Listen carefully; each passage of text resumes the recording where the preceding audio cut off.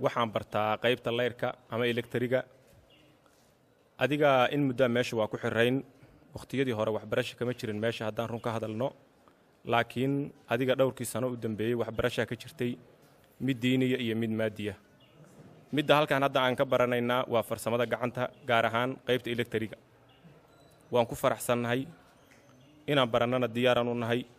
maadaama waqti badan aan xirayn waayo aragnay diyaarna waxaan u nahay inaan nolosheenii bedelno oo nolol wanaagsan iyo la dhaqan dadka bulshada gaar ahaan weliba annaku inaan noqonno dadkii maanta dadka wacyigeli lahaa ama dhallinyarada ama bulshada wax u sheegi lahaa oo dhihi lahaa sidaan way xun tahay oo godkaan annaa ku soo dhacnay ha ku dhicine sidaana hagaagsanay waddadan qaad midda kale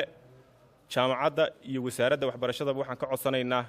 inay noqoto waxbarashadu mid tayale mid joogtaa mid qofkii markuu waxbarto la ogaado la arko waxbarashadiisii heerka uu maraayo shahaado yeelata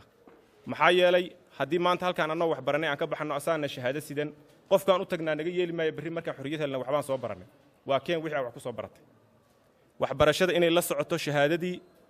aan berri la tegi lahayn suuqa wixiina ay noqdaan wax tayale wax joogtaa aad iyo aad aan u mahadsantihiin mahad celinaa ciddii soo abaabushay ama ka hawlgashay waxtarka halkaan lagu yimi ee lagu soo gaarsiiyey waxtarkan intii aanu xidhnayn dembiga aanu gallay imika waaban ka toobad keennay waxaanu waxbarasho diyaar u nahay inaan wax halkan ku baranno dibadda kaga shaqaysano manaafacsano waxaan barannaa qaybta biyogelinta guryaha iyo dhismaha waxa weeye allahuma salli calaa maxamed si wacan inuu waxbarashada naloo sii wado oo ay mid tayo leh oo noqoto mid future iyo mustaqbal leh oo nalaga soo gaarsiiyo marka aan waxbarashada dhamaysanno shahaadooyinkii si aan hadhowto ugu shaqo tagno oo ay noo anfacdo waxa weeye waxay wasaaradda hadday tahay waxbarasho hadday tahay jaamacadaha Soomaaliland hadday tahay allahumma salli calaa wasiirka cadaaladda hadday tahay taliyaha xabsiga iyo taliyaha xigeenka iyo dhammaantoodba aad iyo aad u mahadsan yihiin macallimiinta iyaduna waa qaar markii horeba nala dadaali jiray oo iyada oo ay tii hore go'aysay ku talagelayay in haddana niyaddeeda iyo macnaha horumarkeega ay sii wadaan waxaan ka mid ahay ardada maartay wax ka barata halkan fursad u helaan inay wax ku bartaan xabsiga dhexdooda xabsiga dhexdiisa inay wax ku bartaan ardada fursad u yeeshaan ka mid ahay waxa markaa anigu ahay qaybta wildinka ayaan ku jira ama waxa la yiraahdaa alxaamada qofba sida u yaqaano run ahaantii waa fursad weyn oo qaali oo ku dhaxalna xabsiga dhexdiisa waxaan uga mahad celinaa cid kasto shaqo ku lahayd abaabulka iyo maartay inaan fursada qiimaha badan ku helno anagu maxaabiis halka oo kale cidii soo abaabushay uga mahad celinaa gaar ahaan waxaan si gaar ah uga mahad celinaa wasiirka cadaaladda wasiirka xogeenka waxbarashada iyo taliyayaasha asluubta taliyaha xogeenka asluubta taliyaha xabsiga ku xigeenkiisa iyo dhammaan askarta xabsiga oo dhan bismillaahir rahmaanir rahiim alxamdulillahi rabbil aalamiin salaatu salaamu ala rasuulillahi sallallahu alayhi wasallam anaka maxaabiista jeelka ku jirta fursadana la siiyay waxbarasho aad iyo aad baan ugu faraxsanahay maadaama anagoo xidhan aan wax baranayno waxaan u aragnaa inay tahay fursad qaali ah ciddii soo agaasintayna aad iyo aad bay ugu mahadsan yihiin wasaaradda iyo madaxda wadaba marka waan idin mahadnaqaynaa marka hore waxaan aad uga salaamayaa marka sharafta meesha la joogta ciidanka asluubta marka xigta waxa fursad weyn oo ah haddaan nahay dhalinyarta ku xiran jeelka weyn ee Hargeysa inaanu mustaqbalkayga naga lumi doonin maadaama fursad ka helnay jaamacadda Bedel aan ahayna heerka koobaad ee jaamacadda qaybta Islamic Banka orto waxa noo tahay fursad aad u weyn maanta waxaynu joognaa xabsiga Hargeysa ee weyna halka waxaad ku aragtaan maxaabiistii sharciga khilaaftay oo imika aan maxaabiis looleeyna ardayda oo waxbarashadii asaasiga ahayd ee wasaaradda waxbarashada iyo jaamacadda Bedel ay nagu caawinayeen la daahfurayo ayaa maanta halkan hadda la arki jiray maxaabiis xidhan oo la leeyahay waa maxaabiis annagu maanta waxaanu leenahay maxaabiis maahay waa arday xabsiyadii waxay noqdeen meel dadka lagu dhaqan celiyo wax lagu barto dadka sharciga khilaafay inaad sharciga khilaaftaa waa wax dhici kara laakiin inaad ka toobad keento oo adigoo wax bartay aad halkan ka baxdo ayaa laga maarmaana waxa tan iyo maalintii uu dawladda uu hogaaminayo xisbiga kulmiye horwadka ka yahay madaxweyne Muuse Biixi Cabdi waxa ka go'an in maxaabiista sharciga khilaafta wax la baro oo iyaga oo wax bartay ay xabsigan ka baxaan muddada ay halkan ku sugan yihiin waa aragtaan maanta waxbarashada asaasiga ah ayaa la dhiganayaa farsamooyin kale waynu u tegi doonaa aad iyo aad baan idinku soo dhawaynayaa gaar ahaan wasiirka cadaaladda oo lagu hogaaminaya bahda cadaaladda ku hogaaminaya halumarka wasiirka wasaaradda cadaaladda jamhuuriyadda somalilan wasiir ku-xigeenka waxbarashada tali ku-xigeenka ciidanka asluubta runtii taliyaasha ka howlgala jeelkan maanta aynu joogno agaasimaha guud wasaaradda cadaaladda dhammaantiin waa salaaman tihiin runtii barnaamijkani waa barnaamij aad u qiimo badan oo runtii ka soo maaxay maskaxda wasaaradda cadaaladda oo ay runtii ugu tala galeen maxaabiista runtii ku xidhan dalka oo dhan runtii in la gaadhsiiyo waxbarashada waa runtii fursad waxay noqotay aad u qiimo badan waxay ahayd un bil ka hor markii heshiiska ay wada galeen jaamacadda beder iyo wasaaradda cadaaladdu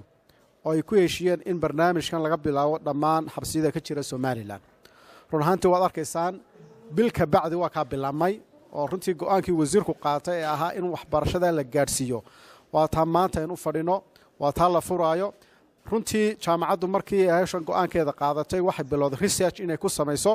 xabsiyada ugu waaweyn ee dalka ka jira in waxbarashada u baahan yihiin iyo wixii ay markii hore soo barteen kadib waxaa u soo baxay waxbarashada ay soo dalbadeen dadka maxaabiista waxay noqdeen waxbarashooyinka soo socda waxay intooda badan soo dalbadeen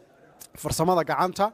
in runtii la baro waxay kale soo dalbadeen in la baro culumta shareecada iyo islaamka la baro waxay kale soo dalbadeen run ahaantii in waxaa ku jira arday soo qaatay secondary school marka waxay soo dalbadeen ilaa 20 ka mid in runtii loo sii wado waxbarashadii jaamacaadka loo muxuu ahaay la siiyo ilaa 8 ka mid waxay soo dalbadeen in la baro post graduate oo diploma waliba noqonaya number badan wuxuu soo dalbaday akhriska iyo qoraalka in la baro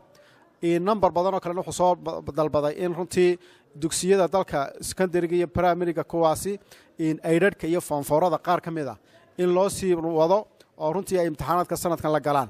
dhammaan intaa qiimeyn markii aan ku sameynay waanu isla qaadanay maanta halkan aynu joogno intaasiba way ka bilaabayaan hadda waxaanu joognaa qaybtii farsamada run ahaantii waxa iska leh runtii arrintan ammaanteeda iyo waxa iska leh wasiirka wasaaradda cadaaladda oo isagu habeenya dhalaa runtii annaga nagu daba taagnaa jaamacadda beder hawsha inaan soo gabagabayno waxa kaloo mahadnaq gaara leh oo isna hawshan ka qayb qaatay runtii ciidanka asluubta taliyaha ciidanka asluubta oo runtii isaguna hawshan aad runtii u danaynayay iyo runtii dhammaan shaqaalaha iyo taliyaasha ka shaqeeya jeelkan aad baan ugu mahadnaqayaa sida fiican ay u soo dhoweeyeen waxbarashadan sida wanaagsan ee runtii ay wax noola qabteen dhammaan muxuu ahaa ciidanka jooga muxuu ahaa xabsigan hadda Hargeysa inuu joogno marka hawshii maanta waa inoo bilaamatay wada shaqaynta wanaagsan ee wada leeyihiin waan u mahadnaqayaa bismillaahir rahmaanir rahiim wabiin nastaciinu calaa umuuri dunya wadiin wasiirka wasaaradda cadaaladda agaasimaha guud ee wasaaradda cadaaladda taliye ku-xigeenka ciidanka asluubta madaxda jeelkan aynu joogno dhammaan waan idin salaamaya assalaamu calaykum waraxmatullaahi wabarakaatu qofku amba jeel ha ku jiro amba dibadda ha joogo wuxuu xaq u leeyahay in uu helo waxbarashadaasoo qofka markuu weliba gaar ahaan jeelka ku jiro ka saacidaysa hadhow marka laga sii daayo jeelka in uu bulshadii la falgalo isagoo markaa wuxuu bulshadii kula falgalo jeelka ku dhex baranaya sida daraasadaha caalamku ay sheegeenna qofka markaa wax la baro uu xirfad yeesho markuu jeelka ka baxo reoffending amba inuu mar labaad dembi galo way yaraysaa marka waxaan rajaynaynaa programkan wasaaradda cadaaladda hormoodka ka tahay in insha allahu bidmillaahi kariim maxaabiista halkan ku jirta markay wakhtigooga dhammaystaan ay inaga saacido inaanay mar labaad jeelkii soo gelin oo ay bulshadii la falgalaan oo ay xirfad yeeshaan wasaaradda waxbarashada iyo sayniska qaybta waliba non formalka amba maxayda waxbarashada dadban oo aanu inala joogin agaasimaheegii ugu xanuunsanaya xuseen daarood qayb weyn bay ka ahaayeen iyo agaasinka maxayda manaahijtu inay manhajka eegaan iyo siday allahumma salli calaa maxamed hawshu u socoto qayb badanna ay ka qaataan roolka amba kaalinta wasaaradda waxbarashada iyo saynisku waxa weeye waxa halkan lagu dhigaya inuu dee waafaqsan yahay curriculumkeena amba manhajkeena iyo inay ka saacido imtixaamaadka qaar halkan ku jira dadka halkan wax ku baranaya qaar baa imtixaamada shahaadiga secondary-ga u fadhiisanaya marka taasna waanu ka saacidaynaa sidii imtixaankii ay maxaayadii loogu fududeyn lahayn oo u fadhiistaan wixii boogaagaya dheeraad inuu ku kabi karnana aanu ku kabno. waxaa kale wasaaradda waxbarashada iyo saynisku ay eegaysayo maxay ahayday kormeeraysa iyadoo kaashanaysa khubaradeeda farsamada gacanta farsamadan gacanta baranayaan inay la standard noqoto farsamada gacanta dibadda lagu baranayo oo hadhow ninka electricianka halkan ka baxay inuu leeyahay aqoontii maxay ahayday dable amba maxay ahayday nijaarad amba maxay ahayday biyageliye markuu dibadda baxo kii dibadda joogay intuu baranayay inuu halkan ku barto markaa suuqii hadhow toolaa oo maxay ahayday kala shaqeeyo. dadkan jeelasha ku jira allahumma salli calaa maxamed bulshada somalilan cid kastoo wax ku darsata taageeridooda hadday tahay qanacsatada qurbajooga dadka kale maxay ahayday khayriga ka shaqeeya waa sadaqad bay noqonaysaa maxay ahayday qiimo leh waayo dadkan waxaynu doonaynaa markay bulshada ku soo noqdaan inay dembigii ka hadhaan nafahoogana maxay ahayday ay allahumma salli calaa maxamed ay noqdaan dad productive maxay ahayday bulshadii qayb muhiima ka yeesha. marka mar labaad iyo mar saddexaad waxaan cid kastoo ka qayb qaadatay barnaamijkan waan u mahadnaqayaa insha allah bidmillaahi kariimna waxaan rajaynayaa inuu noqdo barnaamijkii ujeedooyinkii laga lahaa laga gaadho. barnaamijkan maanta aynu halkan ku daahfuraynaa sida horeba looga dhawaajiyey mudduu soo socday. cadaaladduna waxay ka bilaabataa in qofku xaqiisa helo. qofka maxbuuska ee maanta halkan ku jira ee dembigu doonaha gale ee maanta dee dembigii ciqaabtiisii ku jira ee ciqaabtiisii laga jarayo in uu bulshada ku soo noqdo isagoo wax ku kordhin kara waxa weeye waa qodob aad iyo aad muhiim u ah. wasaaraddana ay muddoba ka goonayd. waxaa xusid mudan oo aynu maanta ku faanaynaa in barnaamijka aanay cid kale inaga caawin innaga dhexdeena aynu habaysannay miisaaniyaddeena aynu ka taageerayno jaamacadda bederna ay farsamada inoo hayso. codsiyadii iminka maxaabiistu ay ka dhawaajinayaan ardayda labadii arday hore waxaa naga go-an in aanu siday tahay aanu haddii laha yidhaa ugu dadaallo in ay u helaan waxbarasho taye leh oo aan kala go-in isla markaana hadhow ay aqoonsiga u helaan oo shahaadadii ay qaataan. arrintaasi waa fariin muhiima annaguna aanu qaadanayno farsamo ahaana haddii laha yidhaa wasaaradda cadaaladda ay noqonayso in aanu xilkaa aanu gudanno. waxaanu rajaynaynaa uun dhankeega xilkii aanu iminka isa saarnay inaanu ka soo baxaynaa waa ballana. idinkana waxaanu idinka rajaynaynaa hadday noqoto taliyayaashii xabsiga iyo hadday noqoto ardaydiiba in hawshaa aan sida ugu wanaagsan loogu hagar baxo oo meesha waxbarashadii tayada lahayd marka laguu keeno waa inaan adigana aan sigsaag lagaa arag. sigsaaggu ma ahawn in la jaro dee meel kama baxaysaan dee jeelkii oo ku jirtaan laakiin qofkii dadaalkiibaa isna muhiima oo inuu akhriyo oo wakhtiga uu joogo uu ka faa'iidaysto oo aynu hawshaa hareeraha aynu qabanno inaa idinkana dhankiina laga helo. annaguna waa dadaalaynaa dadaal nagu yaraan maayo daacadna oonu hawshaa ka nahay. alxamdulilah rabbilcaalamiin. wasiir ku-xigeenka wasaaradda waxbarashada iyo sayniska jamhuuriyadda somalilan agaasimaha guud ee wasaaradda cadaaladda jamhuuriyadda somalilan taliya ku-xigeenka ciidanka asluubta jamhuuriyadda somalilan taliya ku-xigeenka xabsiga weyn ee hargeysa profesor mubaarig oo ah guddoomiyaha jaamacadda beder iyo dhammaan maxaabiista kala duwan ee halkan ku suganba waxaan ku salaamaya salaanta islaamka assalaamu calaykum waraxmat ullaahi wabarakaatu. marka hore waxaan ilaahay baan u mahad celinaynaa halkan maanta maalinta taariikhiga nagu sugay. mar labaadka waxaan u mahad celinayaa aan xusayaana madaxweynehena jamhuuriyadda somalilan mudane muuse biixi cabdi oo go-aamiyey annagu iskamaanan keenin fikirka ah inaanu keenno waxbarashada maxaabiista. madaxweynaha jamhuuriyadda somalilan wuxuu noo sameeyey amba ololihiisiina ku galay in maxaabiista kala duwan ee dalka jamhuuriyadda somalilan ku jirta in la tababaro lana ilaaliyo xuquuqiyaad kastay leeyihiin. mar labaadkiina wuxuu sameeyey xeer nidaamyihii kala xadaynta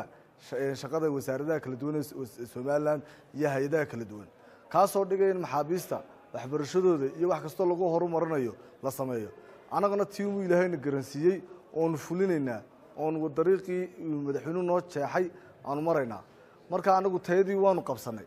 waxaa imika u taalaa maxaabiista kala duwan ee somalilan ku jirta in iyaguna toodii ay qabtaanoo halkaa uu sheegay agaasimuhu aynayna ku ceeboobine idinkuna midho dhal noqdo waxbarashadaa laydii keenay maaha farsamo gacmeed oo keliya. kuwo kale waxaa jira ilaa bost graduate baranayo hal ilig baa uga dhiman inay gaadhaan mastertii iyo maxay PhD-diiba markaa waxa weeyaan Somaliland waxaan u keenay maxaabiistii kala duwaneed iyagoo xabsiyadii ku jira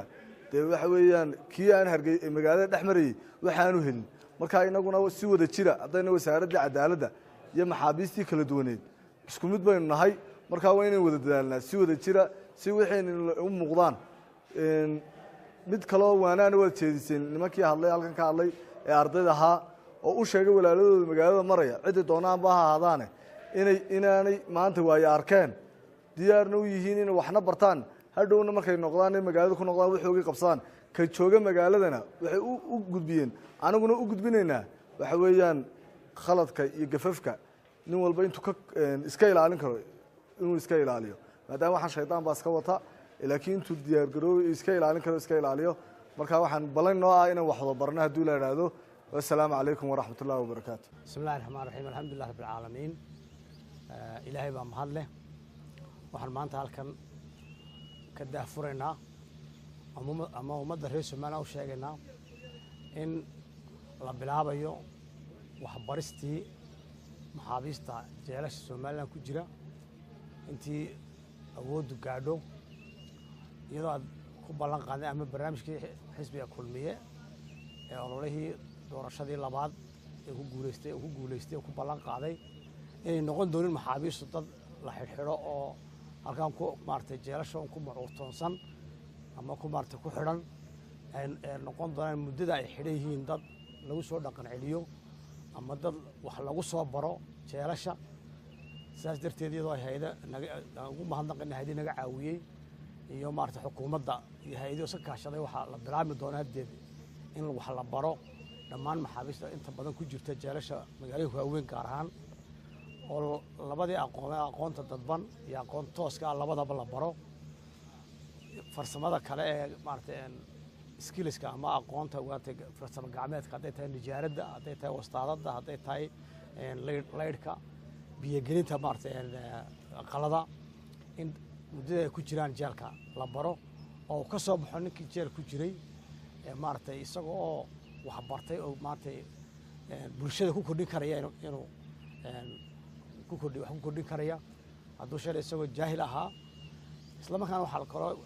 socda si aad la socotiin oo imikadaa ka socda lagu baraa diinta islaamka lagu baraa waxay ka dhegaystaan idaacadda iyadoo toos loogu xidho maaragtay iyo masaajidda la jaarka ah wacdiga diiniga ah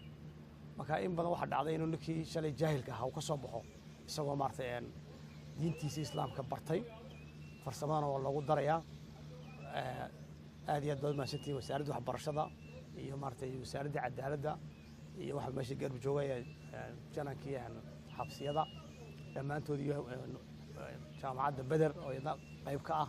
tababarka ka qayb noqonaysa iyo dhammaan hay-adihii naga caawinayay aad iyo dhammaantood ugu mahadnaqaya assalaamu calaykum waraxmatullahi wabarakatu